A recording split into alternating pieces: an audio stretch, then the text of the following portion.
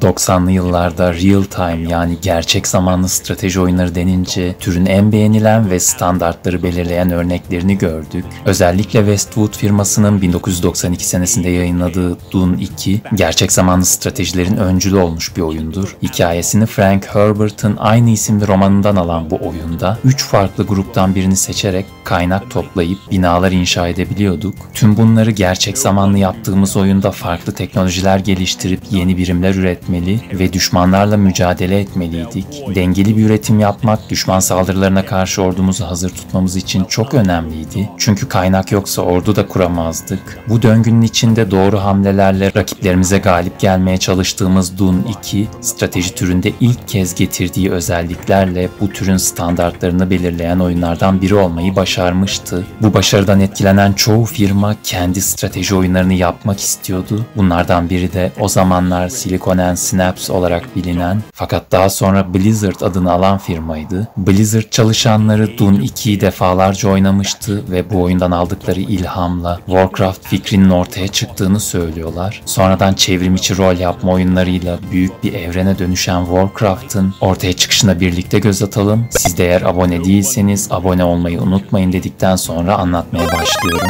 Blizzard ekibi tasarlamaya başladıkları oyunun fantastik bir evrende geçmesini istiyorlardı. Azeroth isimli dünyada geçen ilk oyun adından da anlaşılacağı gibi orklar ve insanların mücadelesini konu alıyordu. Doğu Krallıkları ya da Azeroth olarak bilinen diyarlarda Stormwind bölgesinde orklar insan yerleşimlerine saldırıyor. Nereden geldiği bilinmeyen bu yaratıkların ana vatanı aslında Draenor diye bilinen dünyaydı. Bir zamanlar barışçıl bir ırk olan orklar şeytani varlıklar tarafından etkilenip yoldan çıkarlar ve ork kara büyücülerinin açtığı portaldan Azeroth diyarına akınlar düzenlemeye başlarlar. Amaçları insanların önemli yerleşimlerinden biri olan Stormwind Kalesi'ni ele geçirmektir. İstihkam yerleri olarak Blackrock Kulesi'nde konuşlanan orklar, Azeroth Krallığı'nın doğusundaki bataklık bölgelerde yerleşimler kurarlar. İlk Warcraft oyunundaki savaş işte böyle başlıyor. Hikaye modunda görevler yapabildiğimiz gibi ayarlanabilir haritalarda düşmanlara karşı oynamak da mümkün. Fakat oyunun en önemli özelliği multiplayer olarak oynanabilmesiydi. Blizzard ekibi Dune 2 oyunundan etkilenmenin yanında yaptıkları oyunun türe yenilikler getirmesini ve ilham aldıkları oyunun özelliklerini daha da ileri taşımasını istiyorlardı. Bu yüzden çıktığı 94 senesinde Warcraft, yerel ağ ve modem gibi çeşitli bağlantı yöntemleriyle çok oyunculu olarak da oynanabilmekteydi. Bu devrimsel bir olaydı ve sonradan çıkacak olan çoğu strateji oyunu Warcraft'ın getirdiği bu yenilikten etkilenip onu örnek alacaktı. Oyunun baş tasarımcısı Patrick Wyatt, temel oynanış mekaniklerini belirlemek için oyun motorunu tasarlamaya başladı. Bu motor tile denilen karelerden oluşan harita parçalarını ekrana çizdirebilecekti. Bu oluşturulan haritalar birbirinden farklı olmalıydı ve kayan ekranda haritanın istediğimiz yerine gidebilecektik. Aynı zamanda birimlerin, binaların ve ağaçlar gibi tüm çevre detaylarının ve bununla birlikte animasyonların da çizilmesi gerekiyordu.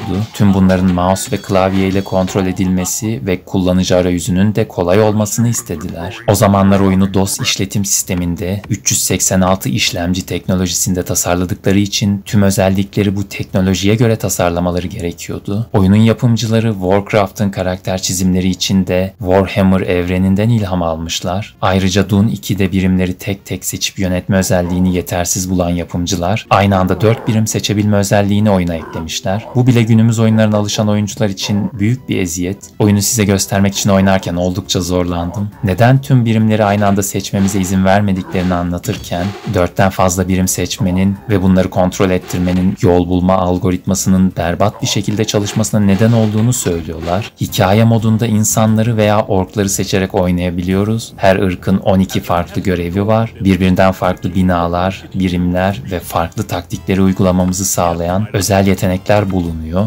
İşçilerle kaynak toplayıp yeterli sayıda savaşçı ve diğer birimlerden üretmemiz gerekiyor. Bunları yapmak için farklı binaları sırayla inşa etmeliyiz. Oyunda toplamamız gereken 2 kaynak var. Bunlar altın ve odun. Altını madenlerden toplayabiliyoruz. Madenler haritanın belli bölgelerinde bulunuyor. Odun ise etrafta çoğu yerde bulunabiliyor. Düşmana karşı hızlı davranmalı ve gerekli birimleri üretmeliyiz. Yoksa aniden baskına uğrayabiliyoruz. En hızlı şekilde ürettiğimiz birimlerle haritada bulunan farklı madenleri kuşatıp sömürgeler kurmakta fayda var. Böylece topladığımız altın daha hızlı artıyor ve daha fazla birim üretebiliyoruz. biliyoruz. Daha çok savaşçımız olunca rakiplerimize karşı daha avantajlı konumda oluyoruz. Ama burada savaş stratejileri gerçekten önemini gösteriyor. Oyun oynadıkça ve birimleri tanıdıkça kendiniz stratejiler üretiyorsunuz. Her iki ırkın birimleri özellikleri bakımından birbirine benziyor. Örneğin menzilli saldırılar yapan birimler, insanlarda okçuysa orklarda mızrak fırlatan savaşçılar oluyor. Mancınık her iki tarafta da aynı ve oldukça etkili. Özellikle duvarları ve binaları yıkma konusunda çok işe yarıyor. Fakat yakın mesafede saldırıya uğrarsa savunmasız kalıyor mancınıklar. Bunun dışında her ırkın kendine özel birimleri var. İnsanlarda atlı şövalye, kılıçlı askerler, rahipler ve sihirbazlar varken orklarda balta kullanan savaşçılar, kurt binicileri, nekrolit ve warlock denilen kara büyücüler bulunuyor. Savaşçılar kadar menzilli saldırı yapan birimler de doğru kullanıldığında oldukça etkili oluyor. Bazen vurkaç yaparak savaş kazanabiliyorsunuz. Katapultlar belli noktalarda konuşlanırsa askerlerinizi aniden yok edebiliyorlar. Bu yüzden önce askerler gönderip etrafın güvenli olup olmadığını öğrenmekte fayda var. Atlı veya kurda binmiş savaşçılar hızlı olduğu için bunu saldırılarda avantaja dönüştürebilirsiniz. Şehrinizi duvarlarla daha güvenli hale getirebiliyorsunuz ama oyunda kapı olmadığı için her yeri kapatmamak gerekiyor. Oyundaki en tehlikeli birimler büyücüler diyebilirim. İnsanlarda rahipler iyileştirme, görünmezlik gibi büyülerle orduya fazlasıyla yardımcı oluyor.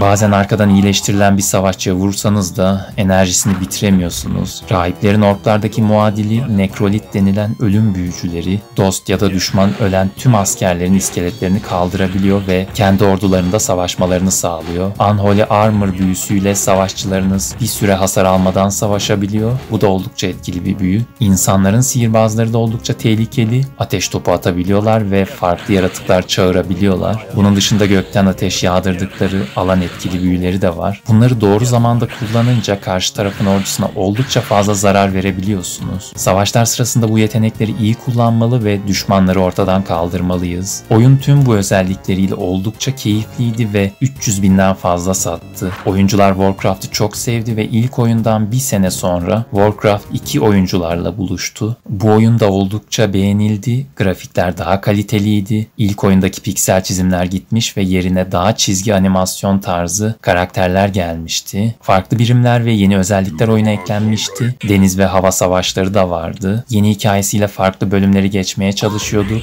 İlk oyun gibi bu oyun da multiplayer özelliğini bizlere sunuyordu. Hatta Warcraft 1 ve 2 yıllar geçmesine rağmen günümüzde de multiplayer olarak oynanan oyunlardır. Oyunun başarısıyla farklı görevler içeren yeni ek paketler de çıktı. Warcraft evreni hem oyuncu kitlesiyle hem de hikayesiyle büyümeye devam ediyordu. 2002 senesinde 3. oyun olan Reign of Chaos bizlerle buluştu. 2. boyuttan çıkıp 3 boyutlu grafik motoruyla tasarlanan yeni oyun farklı ve keyifli bir oynanışa sahipti. Bu oyun da diğerleri gibi günümüzde çok oyunculu olarak sevilerek oynanmakta. Eski oyunların oynanış mekaniğini devam ettiren Warcraft 3'te 4 farklı ırk bulunuyor. Bu ırkların farklı kahramanları var. Her kahraman farklı yetenekler ve eşyalar alabiliyor. Tüm bunlar savaşırken iyi kullanmamız gereken özellikler. 2006 senesinde World of Warcraft'ın çıkmasıyla Azeroth artık sadece strateji severlerin değil, tüm oyuncuların ilgisini çeken bir evren olmuştu. Bununla beraber World of Warcraft en çok oyuncusu olan online rol yapma oyunu olma başarısını da yakaladı. Ayrıca yıllar önce Warcraft'ın Adventure türünde yapılan bir oyunu da vardı. Fakat proje istenilen başarıyı yakalayamayacağı düşünülerek iptal edilmişti. 2016 senesinde Warcraft'ın bir sinema filmi de çekildi. Tüm bu başarının arkasında DOS işletim sistemi için yapılmış, piksel grafikleri olan fakat içeriğiyle oyuncuları kendine hayran bırakan serinin ilk strateji oyunu Warcraft vardı. Dune 2'den ilham alınarak yapılan bu harika strateji oyunu sonraki yıllarda kendisinden esinlenen Age of Empires gibi çok sayıda oyunun da çıkmasına yol açmış olacaktı. Eğer siz de bu seriyle ilgili düşüncelerinizi paylaşmak isterseniz yorumlarda yazmayı unutmayın. Videoyu beğendiyseniz ve abone değilseniz abone olarak destek olabilirsiniz. Sonraki videolarda görüşmek üzere. Hoşça kalın. The Shadow Council has begun to bring you information concerning the lands across the Great Sea that are as yet untouched by Orcish rule. The Warlocks also seek your permission to resume their experiments with the portal, their intent being the subjugation of other worlds. With the power you now possess, your choices are limitless, but these are choices for another time.